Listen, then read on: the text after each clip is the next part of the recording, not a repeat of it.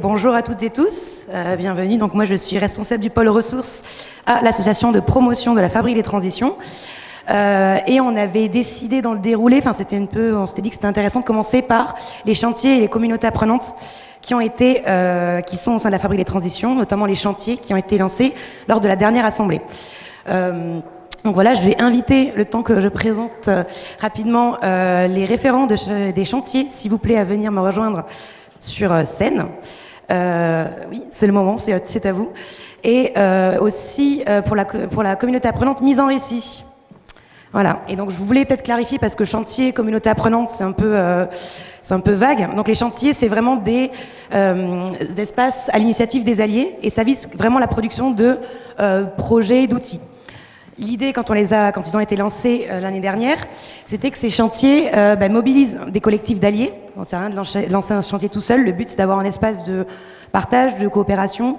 Et c'était aussi qu'ils répondent aux objectifs de la charte qui ont été projetés tout à l'heure.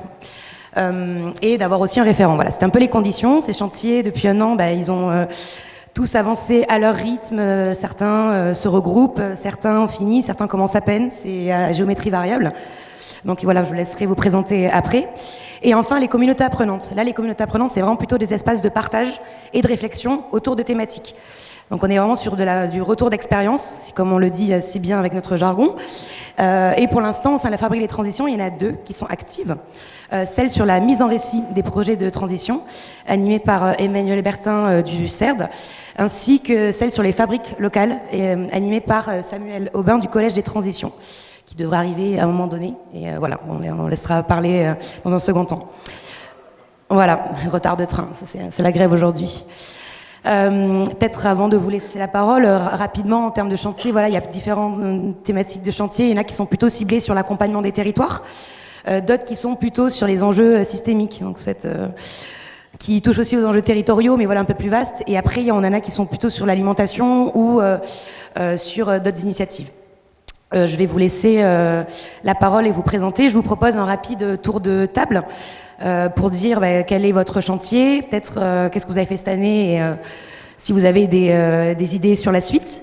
Et après, je vous propose de réfléchir ensemble à quels enseignements vous tirez de ces 1 an de travail au sein des chantiers et qu'est-ce que coopérer au sein de la fabrique des transitions. C'est une vaste question, mais je propose de donner déjà quelques pistes. Claire, si tu veux commencer, tu es au début. Je vous laisserai passer le micro. On est sobre en micro, on n'en a que 4. Du coup, il va falloir tourner. Merci. Ok, bonjour à tous. Donc Claire Delatolas. Je représente ici un collectif d'une dizaine de personnes avec qui nous avons travaillé sur comment on croise nos compétences pour accompagner les territoires, tout simplement. Donc c'est vraiment comment on fait alliance ensemble pour proposer des accompagnements aux territoires précisément par rapport à leurs besoins et vraiment sans chercher à faire un catalogue de ce que chacun sait faire et brancher ce qu'on sait faire sur un besoin, mais vraiment inventer une nouvelle chose tous ensemble. Je continue, on a combien de temps en fait ?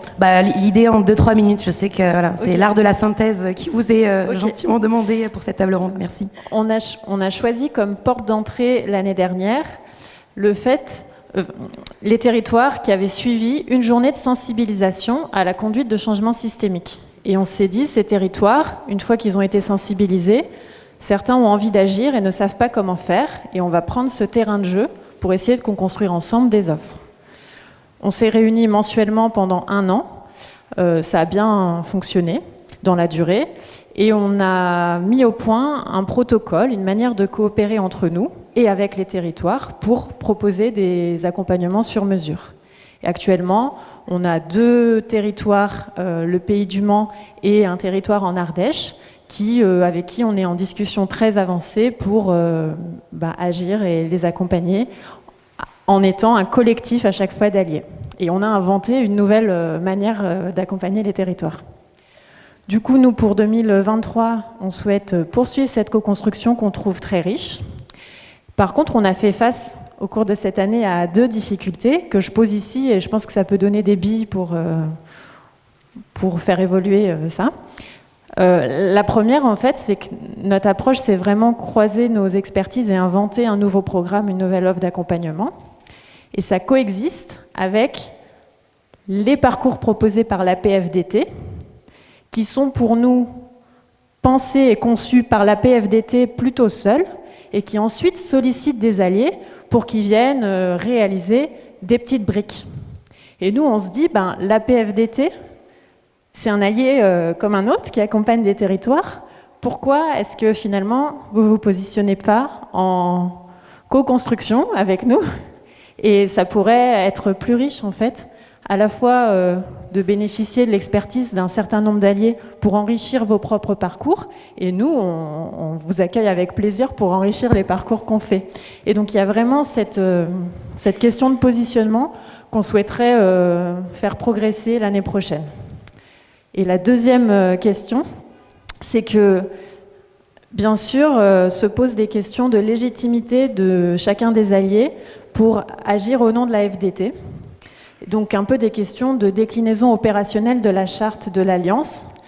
Donc en ce moment, comme on est à petite échelle, on arrive à avancer malgré ces questionnements. Ce qu'on se dit, c'est qu'il faut qu'on aboutisse à un accompagnement réel qui démarre pour collecter toutes ces questions. Et ce qu'on voudrait, c'est que l'année prochaine, ces questions, elles soient résolues et que quelqu'un se saisisse de tout ça, à la PFDT notamment, pour décliner la charte en quelque chose d'opérationnel. Et c'est seulement une fois qu'on aura ça, qu'on pourra élargir notre groupe à vous tous, puisqu'en fait, là, on co-construit à 10, mais en fait, il faudrait co-construire avec vous tous. Voilà. Merci Claire. Tu as déjà commencé à poser les bases de la réflexion qu'on voulait mener après, mais c'est très bien, c'est pas linéaire comme ça. Brigitte, si tu veux prendre la suite, merci. Bonjour à tous. Moi, je suis Brigitte Corinthios, je représente l'Institut européen de l'économie de la fonctionnalité de la coopération. Je suis chargée de développement et de partenariat. J'excuse Patrice Vuidel, qui co-anime le chantier que je vais présenter. Patrice Vuidel, donc chercheur associé au laboratoire Athémis, d'intervention Athémis. Donc l'Institut et le laboratoire Athémis, à travers Patrice, copilote et co-anime un chantier qui s'intitule « Vers une doctrine partagée sur les dimensions économiques de la transition à l'échelle des territoires ». Donc ce chantier vise à s'inscrire dans un des objectifs numéro 3 qui a été présenté par Noël tout à l'heure, à savoir un objectif de la charte d'alliance de la fabrique qui est proposer ensemble un changement de modèle économique pour soutenir la transition à l'échelle des territoires.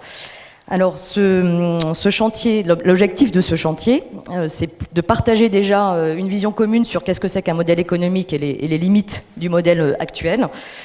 Partager aussi les enjeux du modèle économique pour aborder la transition à l'échelle des territoires, et puis mettre en partage qu'est-ce qui fait commun et qu'est-ce qui peut-être diverge parmi les participants de ce chantier, pour aboutir à terme à un référentiel, une doctrine partagée qui fasse ressource pour l'ensemble des alliés. On a démarré, alors nous, à votre peut-être, on a démarré le 15 avril, donc ça démarre. On a déjà eu 2 séances et une 3e séance qui va se dérouler lundi prochain. Et on a donc une dizaine de participants. Donc l'idée, là, c'est de travailler en chambre sur ce premier cercle pour aboutir de manière itérative à du coup un ensemble d'enjeux et de questions économiques qui vont être partagés. Et puis dans un temps second, enfin sur 2023, l'idée c'est d'ensuite ouvrir sur un 2e cercle, de mettre en commun ces productions, de les mettre en discussion avec un cercle un peu plus large, et puis d'aborder aussi la question de l'accompagnement. C'est qu'à partir du moment où on aura produit ces fiches, qu'on les aura enrichies, c'est comment on les opérationnalise dans l'accompagnement des projets sur le territoire. Donc ça, c'est la visée sur 2023. Alors, en consultation, vous avez sur la table ce qu'on a déjà produit sur la première séance avec les participants de ce chantier. J'en cite peut-être quelques-uns. On a parmi nous la 27e région, la Fondation Zoen avec Jean-Christophe Lipovac, RTES avec Anne-Laure Federici. Enfin, je ne vais pas tous les citer parce que je vais du coup forcément en oublier. Mais on a commencé à travailler sur la base des fiches issues des ateliers Villepaire, dont a parlé tout à l'heure aussi Noël. Donc c'est le matériau de base qu'on met en discussion et qui va s'enrichir au fur et à mesure de nos chantiers, de nos séances de travail. Voilà, peut-être ça suffit. à ce stade, je passe la parole c'est parfait. Oui, faites tourner le micro. à Dominique. Parfait, merci. Ça va faire un peu catalogue. Dominique Dupuis, je travaille aussi pour l'Institut européen de l'économie de la fonctionnalité et de la coopération, qu'on appelle en cours EFC, sur quelque chose de complètement différent. En fait, on a proposé, au printemps finalement, de rencontrer des alliés au travers de réunions qui étaient proposées en visioconférence, des alliés qui du coup ont témoigné de leur expérience concrète d'accompagnement ou de projet. Il y a notamment La Traverse avec Maxime et Alexia qui sont ici, qui ont inauguré d'ailleurs, c'était la première séance. Et le principe, c'est de préparer avec eux leur témoignage le jour J, et puis d'échanger avec les participants, et d'échanger aussi avec un intervenant chercheur qui travaille et qui mobilise du coup ce référentiel de l'EFC. Alors qu'il y a quelque chose qui est un petit peu peut-être pas évident à appréhender, ou peut-être vous vous demandez ce que c'est, mais on travaille sur des notions de modèle économique, mais aussi de travail concret. Et c'est quelque chose qui a été mobilisé dans l'atelier Villepère, dont il a été question plusieurs fois. Atelier qui d'ailleurs du coup a enrichi le référentiel, donc les choses se font avec des allers-retours comme ça. Et donc là, on propose dans ces séances de mobiliser à nouveau ce référentiel pour proposer un regard finalement sur les témoignages. Et Maxime et Alexia avaient concrètement témoigné de plusieurs accompagnements de territoire. Et la clé qu'on avait définie ensemble, c'était de parler de mobilisation citoyenne. Et finalement, au travers de cet élément-là, et compte tenu de ce qu'ils ont apporté, on a aussi parlé de c'est quoi enfin en tout cas c'est ma perception, ça serait intéressant de savoir ce qu'eux en pensent 6 mois plus tard. Mais mon souvenir à moi, c'est que grâce à ça, on a parlé de c'est quoi un accompagnement réussi. Qu'est-ce qui permet de définir que effectivement ce qu'on a fait a apporté des choses, a embarqué des gens, donc derrière cette histoire de mobilisation citoyenne. Et donc on a fait 3 rencontres, La Traverse. La deuxième, ça a été la Vigotte Lab, qui est un tiers-lieu dans les Vosges qui travaille sur des problématiques de gestion de forêt. Ça a été l'occasion de parler de destruction et de création de valeur. Et la troisième, ça a été Territoire Audacieux, qui est un média qui était présent hier pour ceux qui étaient là aussi déjà hier, qui a travaillé avec l'association, avec la fabrique, on va dire, dans le programme d'accompagnement de 10 territoires pilotes, en faisant une couverture médiatique finalement avec newsletters, podcasts, vidéos lors de cette voilà. Ils ont témoigné avec aussi Nicolas Barène de l'association de promotion de la FDT, et ça a été l'occasion de parler de mise en récit. C'était l'angle initial, et finalement on a beaucoup parlé d'évaluation. Comment justement cette mise en récit, le fait d'aller prendre des témoignages, d'aller recueillir des informations a permis de participer à l'évaluation du programme. On s'était engagé à faire 3 séances et puis à en faire une 4e, ou en tout cas d'avoir un aspect d'évaluation finalement, de est-ce que ces séances ont été intéressantes, qu'est-ce qu'elles ont apporté aux témoins. Moi j'ai eu des échos à chaud qui étaient positifs, mais je vais profiter de la présence de Maxime et Alexia pour savoir si plusieurs mois plus tard finalement, est-ce que ça leur a été profitable, est-ce qu'ils en ont retenu des choses. Mais aussi pour les participants, et puis du coup de voir si on continue et sous quel format. Et ça, c'est quelque chose qu'on va faire dans les prochaines semaines. À toi, je prends un temps de respiration, vous aussi. On change de sujet, de domaine, tout en étant dans le même. Donc Philippe Carbas, de l'Union nationale des acteurs du développement local, l'UNADEL. On co-anime depuis une 15aine d'années un espace de travail qui s'appelle le Carrefour des métiers du développement territorial avec le réseau des professionnels du développement social urbain. Excusez-moi pour les cycles IRDSU. Et donc on a engagé depuis 1 an et demi maintenant un chantier. Donc on a intitulé Accompagner une transition écologique et sociale. On a réuni des acteurs alors qui pouvaient venir de différentes sphères, du social, de l'écologie, de l'ESS, qui avaient pour ambition d'essayer de tenir les 2 bouts, les enjeux écologiques et sociaux. Et il y avait vraiment un besoin de créer un espace de travail pour conforter ces pratiques un peu émergentes et les structurer, où on essaie justement de répondre à ces 2 enjeux, donc de manière assez classique. On a réuni une trentaine, quarantaine d'acteurs assez variés, de la politique de la ville, de la Fédération des centres sociaux, des DREAL, des chercheurs, etc. On a fait d'abord un moment de retour d'expérience des uns et des autres, de ceux qui expérimentent sur le terrain, des enseignements qu'ils en tirent, des difficultés, etc. À partir de là, on a dégagé un peu des enjeux communs à ce groupe, qui sont autour de 3 enjeux de manière très synthétique. C'est l'envie de mieux réfléchir à ce que pourrait être une écologie populaire, une écologie du quotidien. J'en dirai peut-être 2 mots tout à l'heure. L'idée de comment on renouvelle un peu nos pratiques de mobilisation collective, quand justement sur ces sujets on a affaire à des acteurs qui sont dans des sphères et des référentiels très très différents et dans des secteurs de politique publique très cloisonnés. Donc comment à la fois on mobilise sur le terrain des partenaires, des habitants sur ces sujets, sur ces 2 sujets, et à la fois comment on arrive à inscrire ça dans des politiques publiques. Donc voilà, c'était un peu les enjeux partagés de ce groupe. Et de manière classique, on a eu à la fois des journées d'études et des groupes de travail pour creuser certains de ces aspects. Et au-delà des enseignements qui pouvaient être tirés de l'action et de l'expérimentation des acteurs, on a aussi eu régulièrement des apports plus théoriques. Et donc du coup, j'en citerai au moins 2. Là, on a eu Caroline Lejeune, pour qu'ils la connaissent, Catherine Larère ou d'autres, qui nous ont beaucoup fait travailler, qui ont fait travailler ce collectif sur l'interdépendance des enjeux socio-écologiques, au-delà de l'idée très répandue, obsolète, d'une hiérarchie entre d'abord besoins sociaux et ensuite besoins écologiques. Donc voilà, alors qu'il y a une très très forte corrélation, interdépendance entre les deux. Et les deuxièmes travaux sur les questions de dépossession écologique des classes populaires. Je reprends les notions d'un chercheur pour dire qu'on a une manière d'aborder de l'écologie qui correspond à une approche très scientifique, beaucoup à la manière de le penser d'une élite et des classes de moyenne, et que on va dire les classes populaires, pour le dire très largement, se sentent un peu à distance, dépossédées, alors que quand on va dans le quotidien, dans les pratiques, il y a vraiment des pratiques notamment de sobriété qu'on pourrait largement qualifier de pratiques de transition. Voilà. Donc on a remué un peu tous ces sujets avec des chercheurs qui sont venus interroger un peu ceux qui expérimentent sur le terrain. Qu'est-ce qu'on a produit en 2022 ?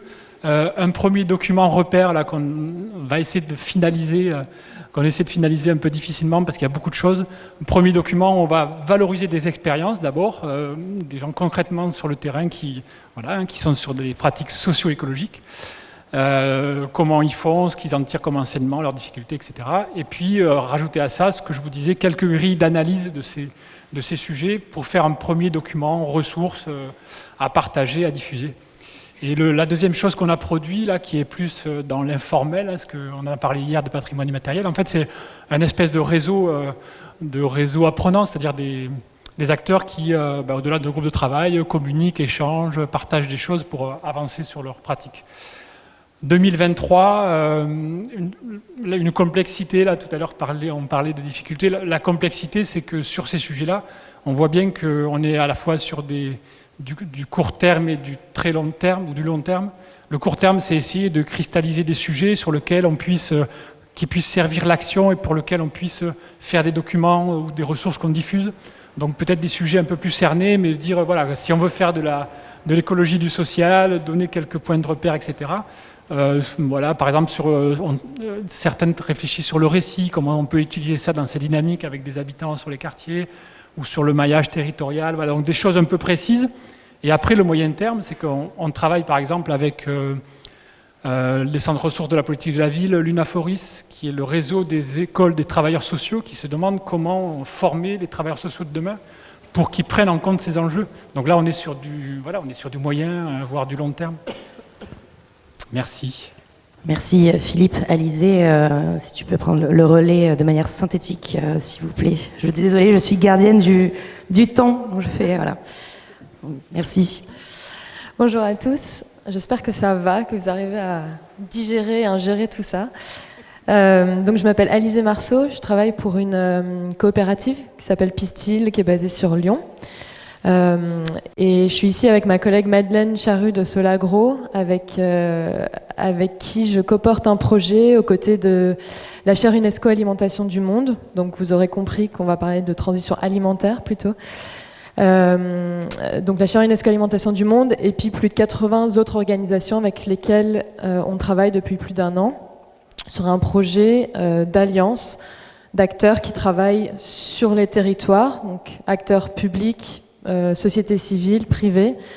Donc l'objectif, c'est de créer un outil qui va leur permettre de développer plus de proximité et d'entraide entre eux, entre les projets, pour qu'on arrive ensemble à accélérer les transitions agricoles et alimentaires.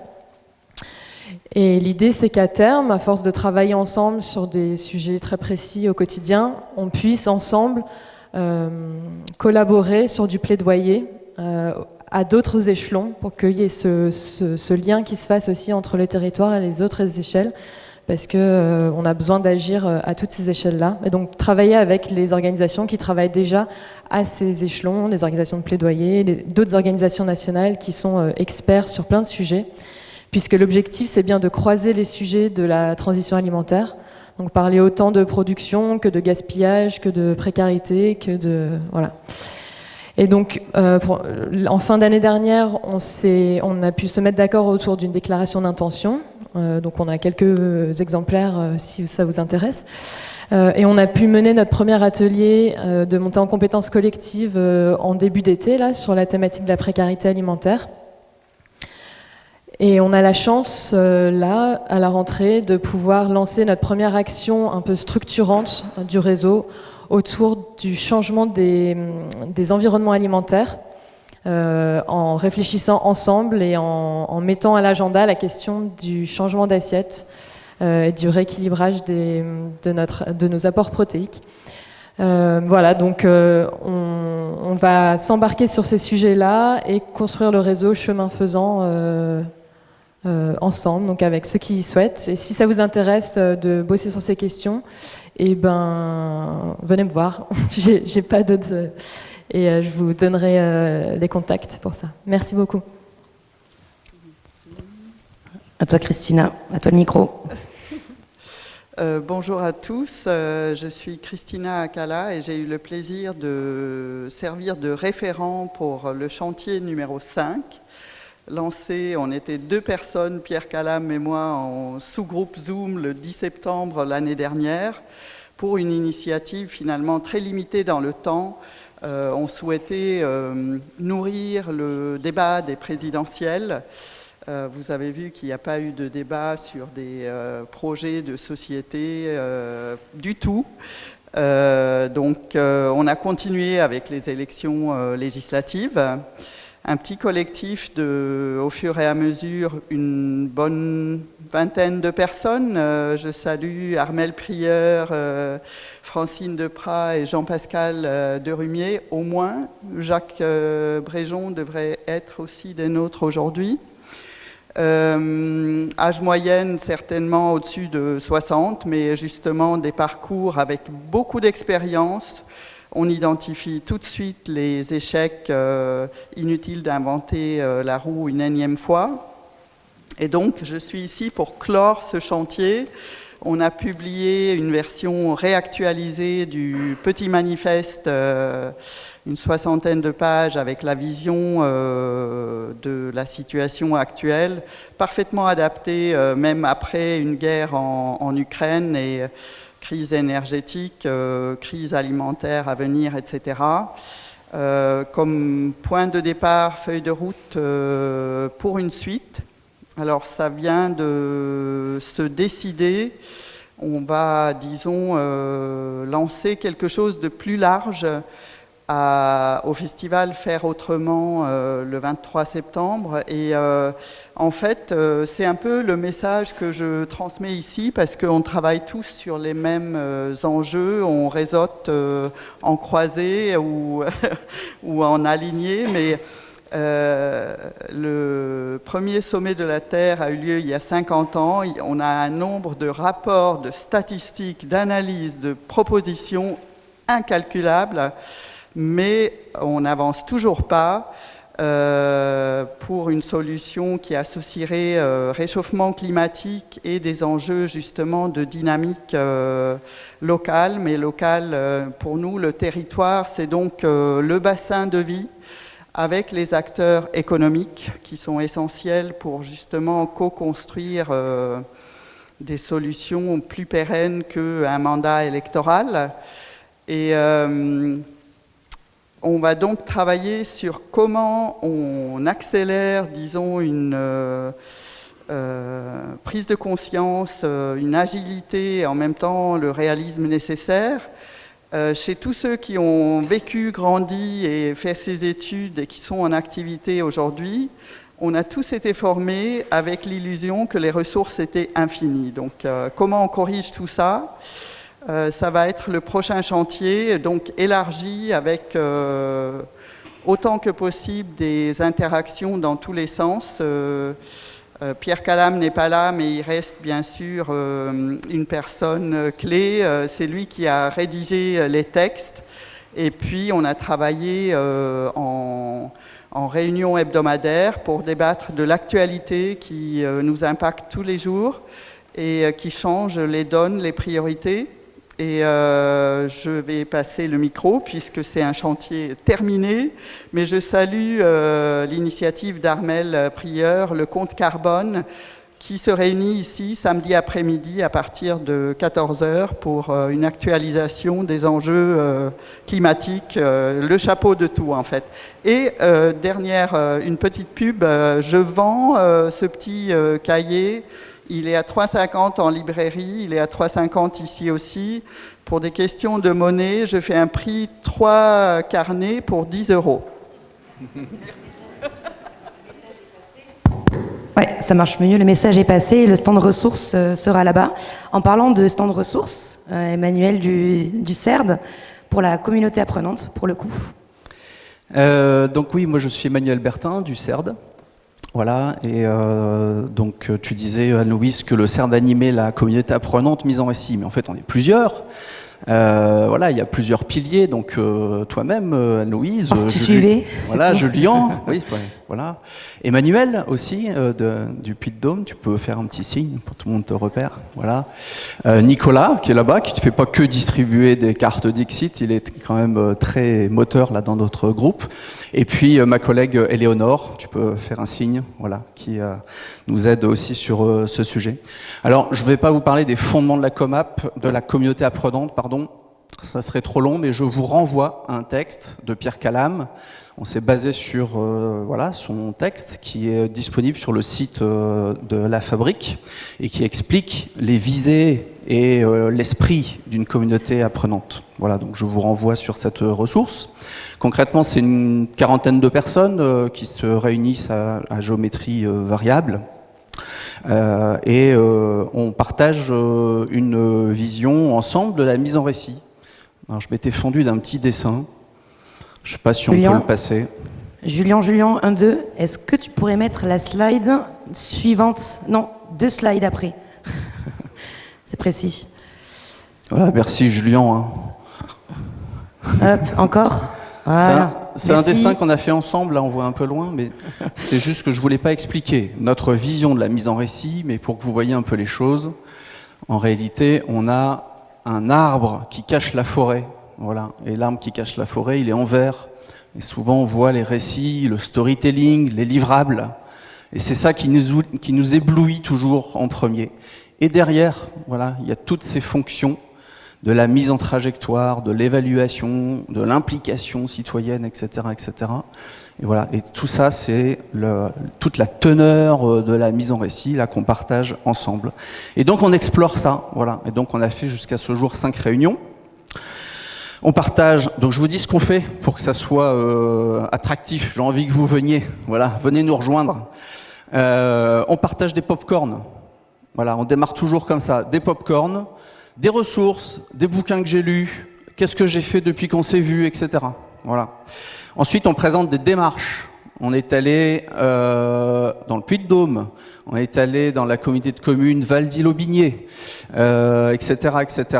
On analyse ensemble, on tâtonne, voilà, on fait ensemble, on a des interrogations, des doutes, on se conforte. Et puis on capitalise. Avec ma collègue Éléonore, on capitalise et on diffuse sur nos sites respectifs ces ressources-là. Voilà. Et puis sur la suite, pour finir, c'est simple, on n'a pas encore discuté de la suite. Donc on est des exploratrices, des explorateurs, on avance, il y a des sujets compliqués. Par exemple, la communication sincère. Comment on traite ça dans une visée de mise en récit? Ça, les métiers changent et on ne sait pas encore comment exactement. Voilà, donc on bute sur des choses, il y a des montagnes devant nous, mais on explore. Voilà, ça foisonne, ça bouillonne. Et on se retrouve prochainement là, chez nous, là dans le Nord, à Villeneuve d'Ascq, avec un événement qu'on coporte ensemble sur la mise en récit des transitions. Voilà, donc on va poursuivre cette exploration. Merci Emmanuel. Laurent, avant-dernier tour de parole, à toi. Ouais, je sais, il faut que je sois synthétique. Laurent Fussien, DGS de la ville de Malonnais. Alors, c'est l'objectif numéro 4 de la charte, faire émerger une ingénierie de la conduite du changement systémique. Waouh! Au sortir de l'assemblée, la dernière assemblée des Alliés, nous étions une petite quinzaine, assez motivés pour se frotter à l'exercice et aborder cette montagne qui, quand même, qui donne le vertige. Vous vous rendez compte de 2 millions de fonctionnaires à mobiliser en quête de sens et d'engagement pour conduire ce changement à l'échelle de nos territoires. Sachant qu'on n'était pas équipé, pas de cordes, pas de mousquetons. Mais on a commencé en tardant un peu et on s'est retrouvé une première fois le 23 mai dernier à Paris, campus Condorcet, pour poser un peu l'état de l'art, savoir de quoi on parlait et où nous pourrions aller.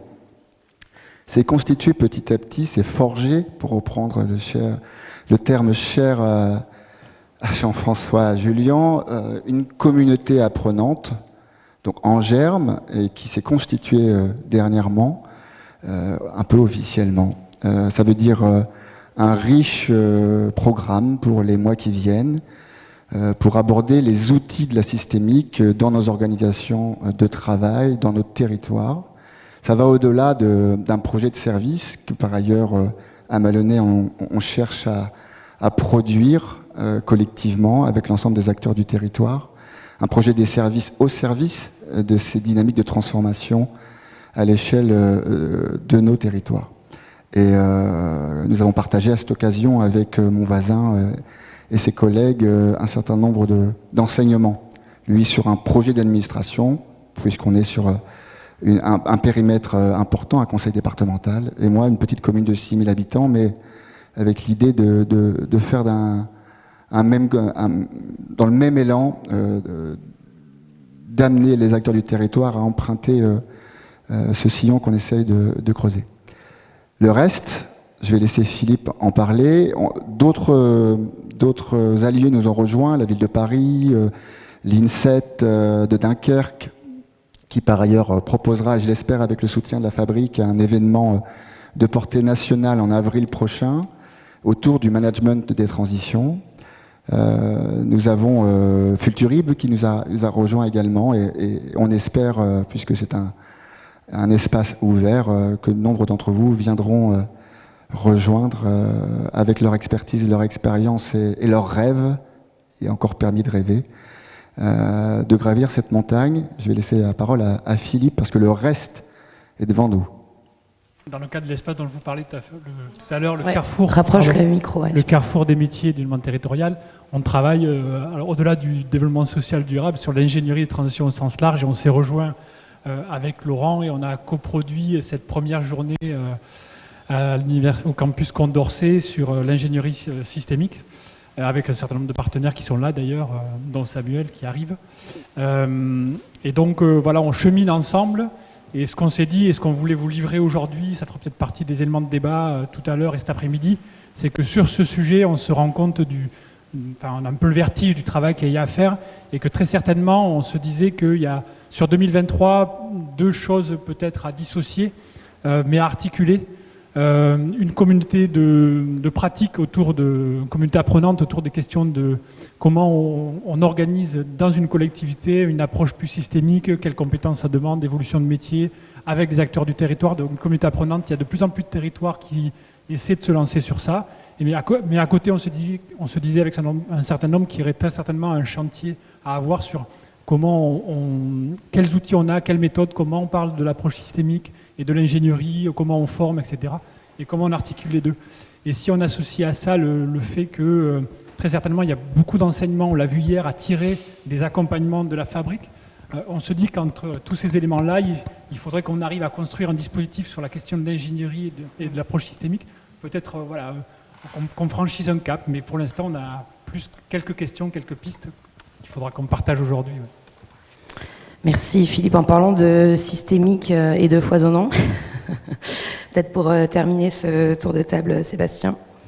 Donc le temps est consommé, mais je vais en prendre encore un petit peu, je crois. Non, t'as au moins 2-3 minutes. Merci à Louise. Donc Sébastien Defix, donc du conseil départemental du Puy-de-Dôme, qui a été cité à de nombreuses reprises. Donc ça me donne une forme de responsabilité de présenter ce projet d'administration. Donc nous, c'était un peu ma carte d'ailleurs du matin. Hein. C'était une petite fille ou un petit garçon qui ouvre une boîte et de là jaillit la lumière. Alors, j'espère que c'est ce que nous allons faire parce que nous nous attaquons à la boîte noire de l'administration. Hein, avec mes camarades aussi, c'est-à-dire comment on fait qu'une administration change ses méthodes de faire et justement comprenne que si l'action, bien sûr, est mener une action et avoir des résultats, c'est important, la façon de la mener est également très importante parce qu'elle doit créer d'autres choses au sein des collectifs administratifs. Et c'est précisément nous ce qu'on a souhaité mettre en œuvre. Et donc, dans un contexte alors pour nous qui a été un peu compliqué parce qu'on a d'abord lancé ce projet d'administration sous une équipe politique qui a changé en cours de projet. Donc, on a bien senti ce qu'était aussi la capacité à s'adapter pour que les projets puissent se continuer. Donc, pour le décrire rapidement, c'est aussi travailler sur les multi-acteurs, faire qu'une administration, elle s'ouvre. Elle s'ouvre déjà en interne, parce qu'on a trop l'habitude de travailler en silo. Elle s'ouvre vis-à-vis des acteurs du territoire, mais aussi elle développe ses projets à des échelles différentes et qu'elle puisse collaborer avec l'ensemble du territoire. Alors ce que cela produit, en tout cas, cela produit des formats différents au sein de l'administration, de la mise en transversalité. Ça produit aussi des valeurs, du sens et également des relations entre les agents qui vont, en tout cas, de notre point de vue, s'améliorer et davantage créer de la collaboration. Au sens des valeurs, c'est de la transparence, c'est plus de sincérité aussi dans les projets et évidemment, c'est le droit à l'erreur lorsqu'on s'engage dans ces types de processus. Ce que l'on a produit, ce sont des outils. Alors, c'est vrai que je ne l'ai pas amené avec moi, mais on a créé une marguerite. Une marguerite qui est un système, en fait, de coopération et de collaboration des projets. Comment on met en transversalité des projets dans une collectivité qui poursuivent la même thématique et qui, sans ce processus et cette modalité, ne se parleraient pas, en fait. Et c'est déjà les premiers effets de système. Donc, comment on crée du systémique dans les projets qu'une administration porte, qui se dispersent parfois et qui trouvent ici un sens commun. Dernière chose que cela produit, c'est l'identification de nouveaux leaderships. On a travaillé sur les leaderships en transition et donc ça permet à des agents peut-être que l'on n'aurait pas identifié dans une structure, on va dire traditionnelle, parce qu'on sait que voilà, les compétences managériales sont très clairement parfois définies, et bien de se mettre en avant et de pouvoir prendre du lead en fait de manière temporaire aussi, puisque l'idée est de développer du management, de la subsidiarité. Un projet peut avoir plusieurs managers. Et enfin, où l'on va? Alors j'ai envie de dire qu'à titre personnel, je vais ailleurs, je vais quitter le Puy-de-Dôme qui est le vrai centre de la France et non pas Paris, Noël, comme tu l'as indiqué tout à l'heure. Donc je vais laisser la suite de cette aventure aux équipes avec lesquelles j'ai travaillé. j'espère retrouver quand même la communauté apprenante que nous sommes en train de construire. Mais pour la suite aussi, il y a un enjeu considérable que je retrouverai peut-être là où je vais, mais un enjeu considérable de créer des formats de relations entre le politique et l'administration. Comment ces deux niveaux coopèrent et trouvent des points à partager pour se comprendre d'abord, et pour aussi partager les valeurs du droit à l'erreur parfois. Lorsqu'on mène une politique, eh bien, on a le droit parfois de se tromper, de se réorienter. Donc voilà, c'est un projet ambitieux qui bouge pas mal les lignes et si ça vous intéresse, rejoindre en tout cas notre communauté. Et puis je suis à votre disposition pour essayer de vous aider. Peut-être avant de continuer et de vous donner la parole, est-ce que vous avez des questions de clarification, des remarques? Vous pouvez le faire à voix haute ou le faire directement sur le Mentimeter, outil très apprécié à l'association de promotion. Vous avez juste à vous rendre sur menti.com et rentrer le code. Je voudrais savoir si pour tous ces chantiers, et c'est très intéressant, on trouvait des productions au fil de l'eau sur le site de la fabrique. Comme vous avez pu voir, hein, c'est des chantiers qui ont différentes temporalités. Il y en a qui ont été lancés l'année dernière mais qui commencent qu'en avril. Voilà, donc il y a plusieurs types de ressources, ça va dépendre des chantiers. On a un site dédié aux chantiers qui est souvent actualisé, pas assez souvent sans doute. Donc c'est en cours c'est en cours. Mais par exemple, il y a des chantiers qui ont déjà produit des fiches. Vous avez celle du chantier de l'IEFC qui sont à disposition. Claire, il me semble que vous êtes en train de formaliser aussi des choses. Philippe sur le chantier sur la transition, c'est aussi en cours. Et évidemment, quand ça sera diffusable et diffusé, on le partagera et en tout cas, ça sera partagé à tous les signataires de la charte. Oui, alors je voulais dire qu'il y a ça n'a pas pris des formes de chantier, mais il y a un certain nombre de travaux qui sont des prémices de chantier, donc je vous les livre là parce que ça peut donner des pistes. Sébastien, tu viens, oui c'est toi, qui vient d'évoquer la question des nouveaux leaderships requis pour la transition. C'est au cœur du référentiel et ça se transforme par les personnes. D'abord, c'est les personnes qui font changer les organisations. Donc du coup, les leaderships, ça ne veut pas dire une personne qui du coup, De Gaulle, qui domine la France et qui explique ce qui est bon pour la France. Les leaderships, ça peut être des collectifs, ça peut être des petits groupes.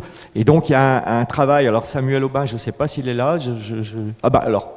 Alors à la limite, ce serait à lui à le dire. Je t'avais pas vu Samuel, mais à l'initiative de la fabrique et du Collège des transitions sociétales qui est à Nantes, il y a un travail qui s'est engagé sur ça veut dire quoi ces nouveaux leaderships et comment les caractériser, comment aider à les constituer dans les collectifs associatifs, économiques, etc. Donc je le dis parce que c'est pas très loin de la notion de chantier et ça donnera lieu à des livrables sur des politiques publiques d'émergence de nouveaux leaderships. Il y a un deuxième travail qui est sur le champ du management qui est engagé avec l'INET à Strasbourg qui forme les cadres de l'administration et notamment les administrateurs. On a eu déjà pas mal de rencontres. Nous sommes intervenants dans ces rencontres-là. Du coup, émergent à l'initiative de Véronique Balbo, comment sont deux Véronique, mais qui anime ça avec un autre DGS d'une grande ville et qui essaye de constituer un réseau d'administrateurs et de cadres de l'administration formés à tout ce qu'on vient de dire là pour avoir un groupe qui tracte en situation dans les collectivités ces nouvelles approches. Bon, ça on en reparlera. Je dis aussi que par rapport aux questions, je pense qu'il y a un enjeu, c'est que chaque groupe ait sa liberté de produit de sortie, si on peut dire ainsi, de livrable. Mais il y a un enjeu, on en parlait à l'instant avec Noël, de trouver une forme pour nous, fabrique, de mise en forme qui puisse permettre à chacun de voir un peu de quoi il s'agit et ensuite d'aller plonger sur les productions des groupes. Bon, mais en même temps, il fallait que les chantiers commencent à produire pour qu'on se rende compte du type de matériaux qui seraient disponibles. Et enfin, je réponds à la question de Claire, qui pose la question de, nous on travaille sur les accompagnements, mais comment on s'articule avec l'équipe de la fabrique. Donc je redis ici, ce qui a été dit hier. Alors pour ceux qui ne savent pas, hier, nous avions les 10 territoires pilote de la promotion lancée avec l'ADEME, dont beaucoup sont encore présents, donc super, ils ont sûrement dormi sur Paris, enfin ceux qui viennent de Rodez par exemple, c'est sûr qu'ils ont dormi sur Paris. Et ce qui était très intéressant, c'est que justement nous discutions de comment nous, associations de promotion avec nos équipes, on travaille dans des logiques de cohortes de territoire qui permettent du travail entre pairs, du travail collectif, et que par contre on a des besoins d'accompagnement individualisé que nous, on ne fait pas, hormis 2 territoires expérimentaux qui nous aident à travailler un peu nos process. C'est le cas au Puy-de-Dôme et on voit que ça donne des résultats, et c'est le cas à Lyon. Ça débute, mais il y aura aussi de la production. Donc ça veut dire très clairement que la fabrique ne fait pas d'accompagnement individualisé, ce qui n'est pas faute de l'association de promotion, pardon, ce qui n'est pas simple, parce qu'on n'arrête pas de nous demander ça.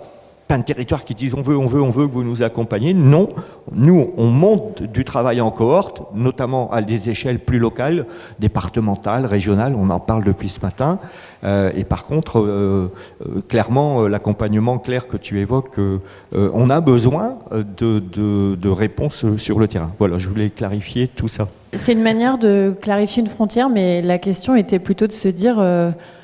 En fait, dans les alliés, il y en a d'autres qui font des accompagnements en cohorte. Et des fois, justement, suite à la journée de sensibilisation, on se rend compte que le besoin, c'est aussi un accompagnement en cohorte. Et du coup, nous, avec notre approche de ne pas prédéfinir le fait qu'il y a l'accompagnement en cohorte d'un côté et autre chose de l'autre côté, on se dit qu'il faut plus co-construire et plus faire alliance à tous les niveaux. Et que du coup, il y a les alliés qui ont de quoi vous aider à co-concevoir des accompagnements en cohorte, et que vous aussi, même si vous n'avez pas envie de le réaliser, dans la conception, vous avez des choses à nous apporter pour l'accompagnement plus individualisé. C'était vraiment ça mon message, aller au bout de la coopération et de la co-construction dès la conception des offres. Voilà. Merci Pierre pour la clarification, et je pense qu'on pourra y revenir juste après. C'est un vrai sujet qui est aussi partagé par d'autres référents chantiers, et on avait envie de le mettre en débat. Dernier mot rapide pour la suite. Juste pour introduire la question qui est posée, c'est est-ce que vous souhaitez proposer? Je voudrais juste rappeler le cadre qui a été défini l'an dernier. On est là au bout d'1 an d'expérimentation de ces chantiers. On a lancé cette idée il y a 1 an, parce qu'en fait, comme je l'ai dit tout à l'heure, l'Alliance, c'est vous, c'est nous, c'est l'ensemble des alliés, donc il y a une énergie phénoménale quand on regarde tous les réseaux, toutes les associations, et en même temps, il y a besoin de travailler ensemble. Donc on a pris cette initiative de lancer des chantiers dans lesquels, par ailleurs, l'association n'est pas forcément impliquée, parce qu'on n'en a pas les moyens, tout simplement, et en même temps, il y avait des sujets très divers. Donc on est là au bout d'une première année de travail en chantier, donc on voit bien dans les comptes rendus qui sont faits là, qu'il y a des travaux différents qui ont été faits, des productions différentes. Et donc, ce qu'on souhaite, c'est aussi dire que ces chantiers, c'est pas des nouvelles structures, c'est des groupes de travail ponctuels, comme vous l'avez dit. Bon, nous, on a fini notre travail, on le restitue et on passe à autre chose. Donc, les chantiers n'ont pas vocation à être des nouvelles organisations pérennes. C'est des questions qui se posent à un moment qu'on veut outiller et ressourcer pour tout le monde. Donc il y a une vraie question que je voudrais poser à tous ceux qui ont fait des chantiers et tous ceux qui vont en proposer. Il y a une espèce de, pas de contrat, mais si un peu de contrat au sein de l'Alliance. C'est grand 1, on travaille avec des gens qui ont envie de travailler sur ces questions. On se pose la question de restituer un moment à l'ensemble, d'où le mot ressources qu'on utilise beaucoup. C'est qu'en fait le travail doit servir à tout le monde derrière, ou en tout cas au moins à tous ceux qui ont envie de réutiliser ce travail-là. Donc c'est des sujets qui ont un début et une fin, et la fin, elle est au moment où il y a une production de ressources. Sinon, c'est un travail entre soi, et c'est un peu limité. Bon, c'est intéressant, mais c'est nécessaire, mais non suffisant, comme on dit en mathématiques. Donc c'est nécessaire le travail au sein du groupe, qu'on ait le temps de réfléchir, de poser les choses, d'aller voir, enfin ce que vous avez raconté. Mais il y a un côté restitution à l'ensemble qui me paraît fondamental, avec des formes extrêmement variées, des formes qui sont libres au groupe, quoi. Et là-dessus, le chantier est autonome. Mais c'est dans ce cadre-là que je pense qu'il est important d'imaginer des nouvelles propositions si vous en souhaitez. Très bien, on peut passer. Il y a des réactions côté salle. Donc déjà, quelle énergie dans tous ces chantiers. Merci, merci pour le petit mot. Il y a une question, peut-on trouver quelque part les coordonnées des différents alliés? La réponse est oui. Vous avez au stand ressources un petit, ça s'appelle l'établi chantier, ça liste tous les chantiers et les mails et les coordonnées. Et sinon, vous les avez en chair et en os. Donc voilà, allez leur parler, ils sont tous là, toutes et tous. Notre remarque, pensez à l'open source Creative Commons pour toutes les productions de la fabrique. On y compte bien, mais c'est toujours bon de le rappeler. Y a-t-il un sujet de comment intégrer les agents des administrations de l'État dans ces communautés et chantiers? Alors, il me semble qu'il y a aussi des agents des administrations dans certains chantiers. Est-ce que vous me confirmez ou infirmez? Oui? Dans l'accompagnement de la fabrique de ces 10 territoires, il y avait dans les cohortes des représentants de l'État. Dans nos écosystèmes de dynamique de transformation, on a des représentants de l'État, donc on les associe bien évidemment, puisqu'ils font les territoires avec nous.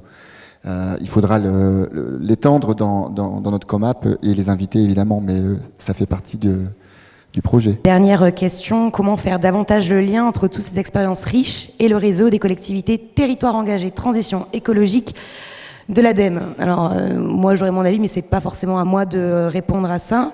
Est-ce qu'il y a la volonté, peut-être qu'il y a déjà un enjeu de se structurer déjà dans les chantiers de chacun et communautés avant d'ouvrir, mais peut-être que certains ou certaines ont des envies de réagir. Est-ce que vous voyez tous la question? Ouais. Des réactions?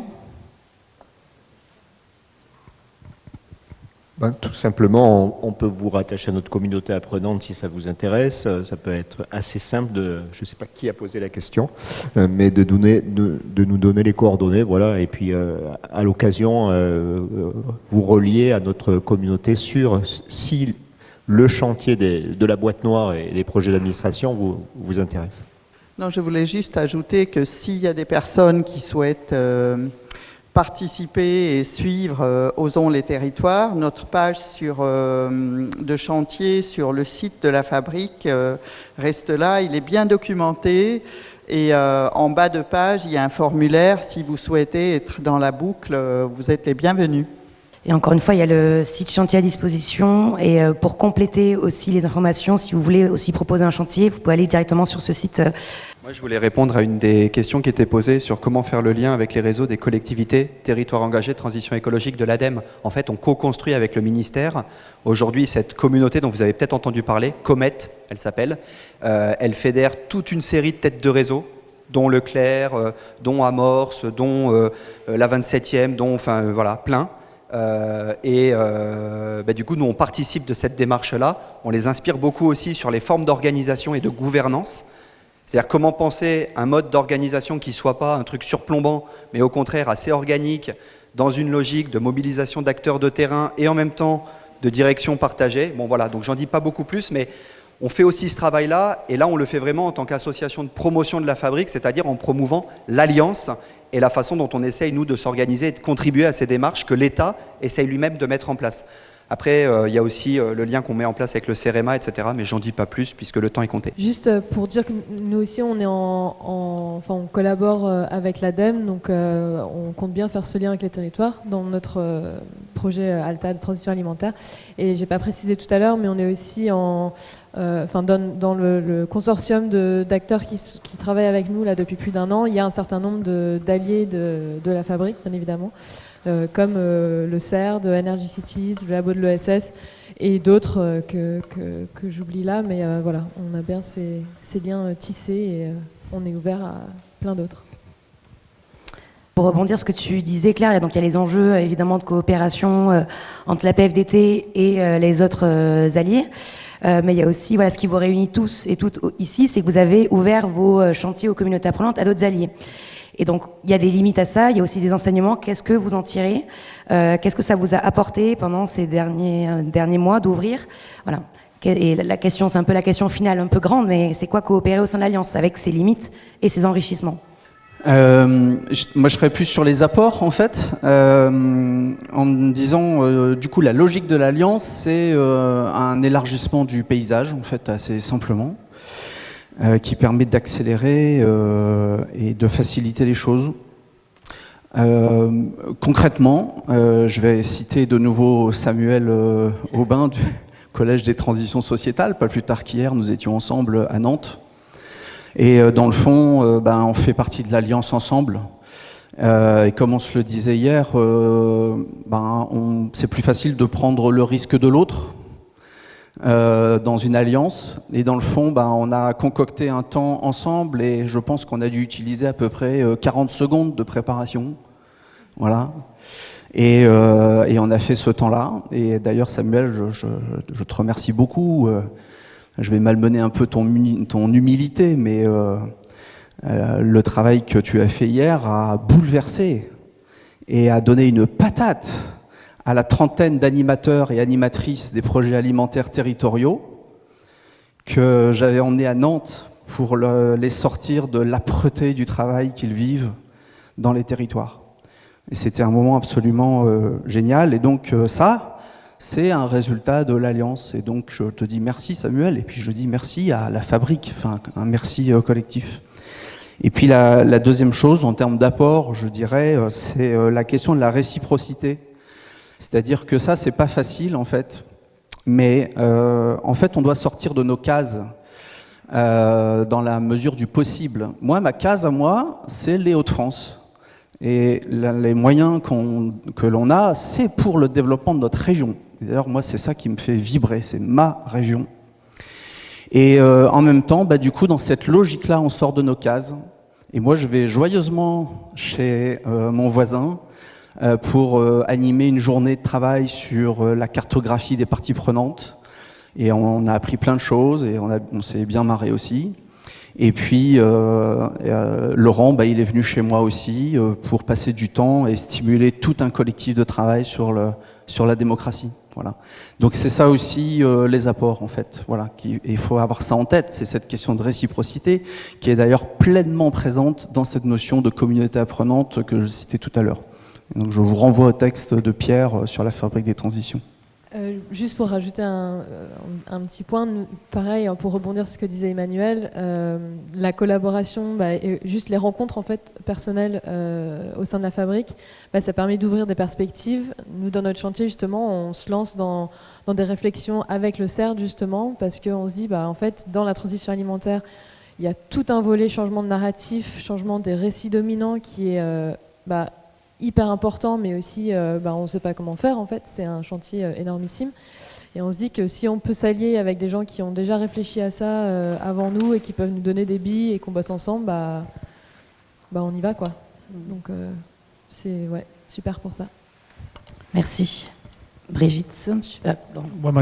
Dans la continuité de ce qui a été dit, on avait un groupe de travail qui était un peu constitué en parallèle de la fabrique, et du coup le fait de l'afficher, de le positionner dans une alliance qui est là, effectivement ça a élargi les contacts, alors pas forcément tellement pour grossir le groupe qui existait déjà, mais en fait vraiment pour l'enrichir.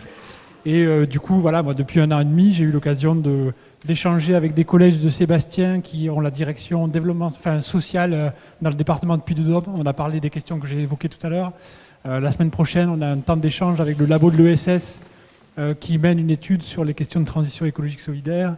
J'ai fait témoigner à un moment donné des territoires que j'avais vus dans des journées de sensibilisation. Enfin voilà, donc des ressources et des échanges multiples, réciproques, comme le disait Emmanuel. Voilà, donc témoigner de l'intérêt de ces alliances. Et presque, j'allais dire, avec parfois une petite frustration que... à la limite, quand on se voit 1 fois par an, avec des temps un peu contraints et le temps d'interconnaissance, de croisement, etc., je dis à la fois il est insuffisant, mais on est tous pris. Mais je me disais que si on avait peut-être 2 temps, et vraiment, le temps que je passe entre hier et aujourd'hui, dans les pauses, à échanger, prendre des contacts, c'est ça qui est hyper riche. Il y a peut-être presque une petite frustration à un moment donné qu'on ait peut-être 1 ou 2 rendez-vous, quasiment que sur de l'interconnaissance et du lien, quoi. Coopérer au sein de la fabrique, c'est, puisque nous cherchons tous à révéler un certain nombre de liens entre les politiques, les actions que nous portons, ce que ça contribue d'abord à faire, c'est tisser des liens entre nous, ce qui donne cette énergie que nous mettons au service de cette belle ambition. C'est surtout ça, et de se revoir aujourd'hui, de se retrouver demain, C'est ça qui nous anime. Oui, juste 2 petits points. Ce que ça apporte pour nous, le chantier déjà pour les alliés qui se sont engagés, c'est de protéger du temps, parce que c'est un chantier au long cours, et donc chacun protège dans son agenda déjà surchargé un temps de rencontre et d'échange, et s'engage à contribuer sur ce long cours. Et ça, c'est déjà assez précieux, parce qu'on se retrouve tous les 2 mois. Ça, c'est au sein du chantier. Et moi, ce que j'avais envie d'apporter là, c'est surtout la porosité entre tous les chantiers. On en avait discuté avec Anne-Louise aussi sur les correspondances, et on voit que chaque chantier fait ressource, un chantier fait ressource à l'autre, et d'une manière un peu globale, c'est quelque chose sur lequel on a déjà un petit peu échangé. Et grâce à Anne-Louise qui nous a réunis 3 fois dans l'année, c'est aussi des temps très précieux de se retrouver entre référents de chantier et de voir comment on s'inspire les uns des autres dans les expériences qu'on a dans la conduite du chantier. Et j'en profite du coup pour te remercier, Anne-Louise, parce que c'est aussi inspirant quand on a ces petits temps de partage, d'animation et de comment on peut construire la suite pour pouvoir faire en sorte que ces chantiers fassent aussi ressources les uns avec les autres.